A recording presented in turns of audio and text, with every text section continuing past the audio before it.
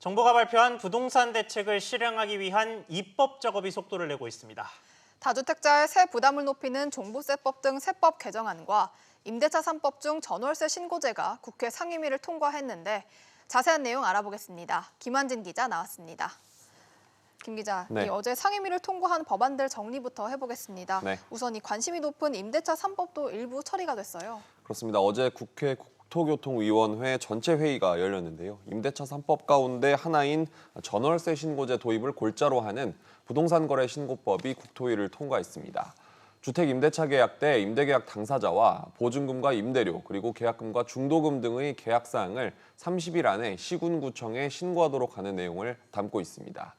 주택법 개정안 2건도 병합돼 통과가 됐는데요. 민간 택지 분양가 상한제가 적용되는 주택 거주자가 5년 동안 의무 거주해야 하는 내용을 담고 있습니다. 네, 그리고 다주택자들 세금 관련한 법안들도 처리가 됐습니다. 그렇습니다. 국회 기획재정위원회에서는 부동산 세법 개정안 3건이 통과가 됐습니다. 종합부동산세법과 소득세법 그리고 법인세법 개정안 등인데요. 일단 종부세법 개정안은 종부세 중과세율을 현재보다 2배 가까이 높여서 최고 6%까지 올리는 내용을 담았습니다.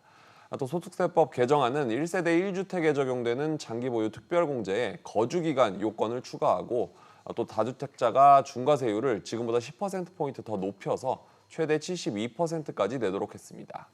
법인세법 개정안은 법인의 주택 양도소득에 대한 법인세 추가 세율을 현행 10%에서 20%로 올리도록 했습니다. 네, 그런데 이 전월세 신고제의 경우 바로 시행되는 건 아니라고 해요. 네, 내년 6월로 미뤄지게 됐습니다. 국토부가 임대차 신고 관리와 데이터베이스 검증 등 시스템이 아직 갖추지 못한 탓인데요. 다만 당정은 나머지 2개, 그러니까 계약갱신 청구권과 전월세 상한제는 관련법 개정안 통과 직후부터 시행한다는 방침입니다.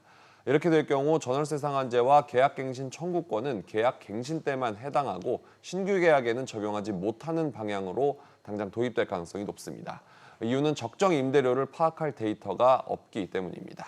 네, 법안이 통과가 돼도 혼란이 좀 있겠습니다. 그러면 최종 국회 통과 전망은 어떻습니까?